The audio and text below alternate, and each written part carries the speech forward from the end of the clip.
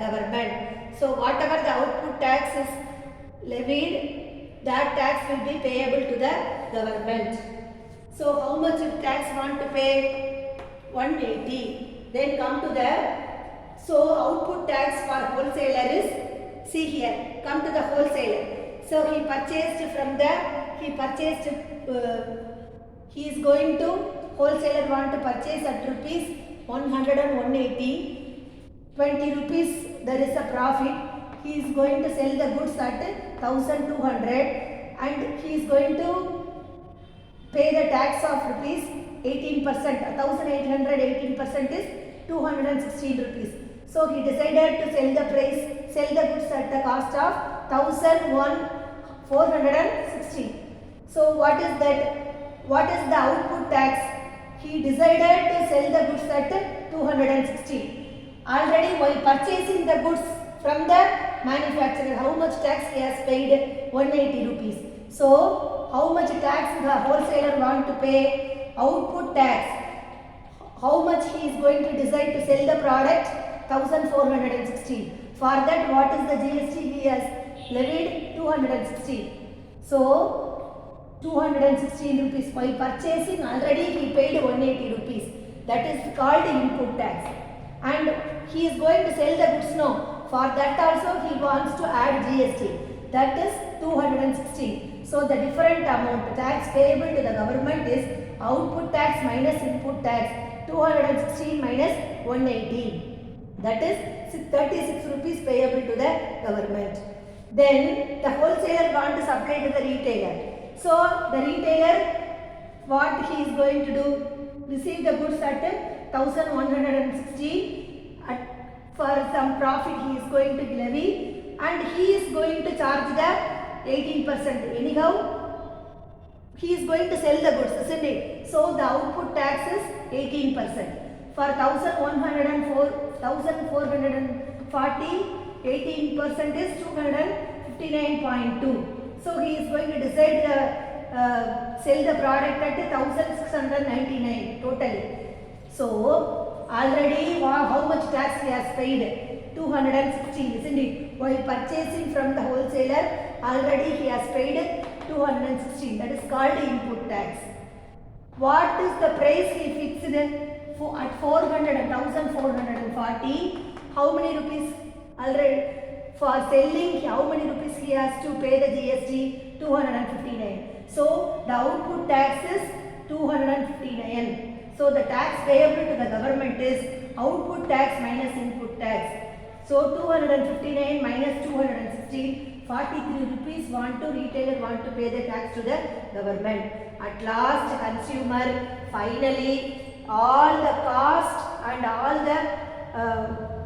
all the tax will be included in the head of the final consumer only, because he cannot claim anybody else. So this is called input and output tax credit liability. So already we have purchased, at that time we paid the tax. So that tax will be reduced while we are selling the goods. So the remaining amount alone we can pay the tax. That is called output tax minus input tax liability. Output tax and input tax credit liability. So whenever we are purchasing the goods, at that time we will pay the tax. That amount also will be deducted. And while we are going to sell the goods, that amount also will be output tax. We consider as output tax. That amount minus the input tax, how much we have paid, the balance amount want to pay to the government, that is called input tax and output tax liability. So now let us move on to short description about the advantages and disadvantages of GST. Now let us discuss about the advantages and disadvantages.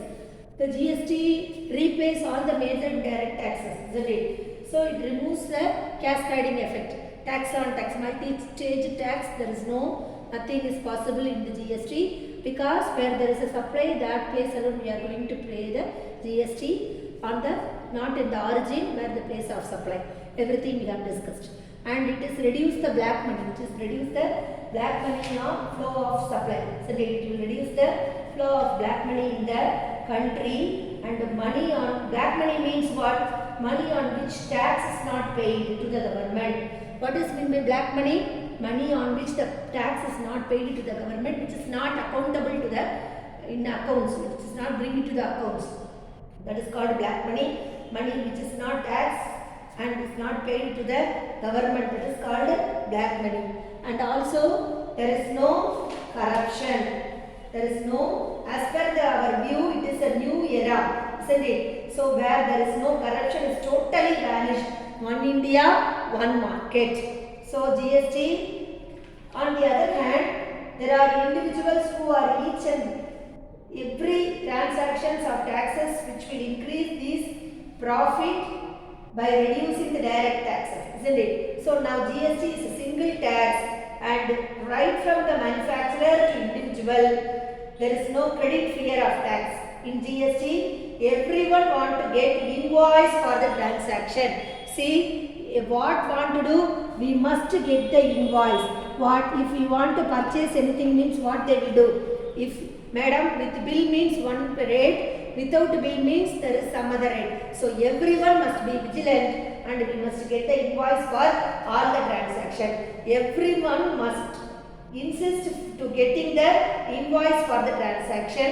User of PAN and Aadhaar will be required for filing the GST return. So this will help Income Tax Department to track each and every transactions of the commodity. And the next one, there is advantages or ample of advantages are there. Not only this one, I have short and sweet, I have said the advantages.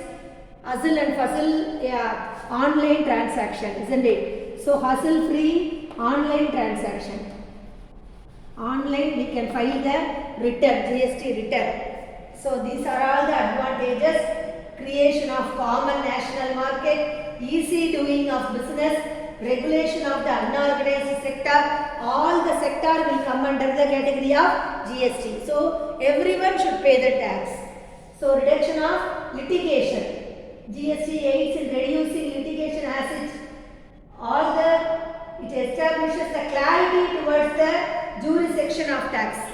So which place they have to file the tax return. So there is a clarity of the jurisdiction. Everything will be given by the GST Council. Then there is a disadvantages also is there.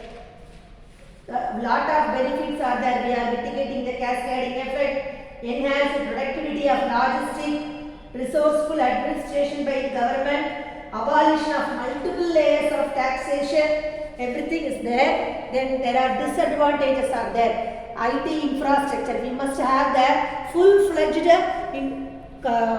software infrastructure in the company. Then only we can implement the GST in a business. So that is very costly. The software is very costly. And then the person, those must have the IT knowledge. People must be there in the business accountant or any higher officials we have to appoint. Then higher tax burden on SME. Small medium enterprises, they will feel it as a very burden to meet out the GST, to file the GST return. Then increased burden of compliances. Increased burden of compliances, that GST administration states that the companies are required to register in all the states they operate. This increases the burden of the business for excessive paperwork and compliances. Whatever they are having the branches, all the branches they must register. So there is an increased burden of paperwork compliances. Then petroleum product is don't fall under the category of GST. That is the main drawback. Under the GST regime, petrol and petroleum product, crude oil, everything is not come under the category of GST. It is not been included in the scope of GST until now. So state levy the taxes on this sector. So tax credit for this input will not be able to. These industries on the related petroleum industries, this tax credit is not enough to meet out the expenses. So this is the advantages and disadvantages. Let us have a recap about the successful story of the Ratan Tata. Ratan Tata, who is called the number one company in the all over the world, isn't it? So Ratan Tata plays a significant role, isn't it? Have you heard the Tata company? Have you heard the Tata company is Tata Group of Concern? Who is the founder of the company?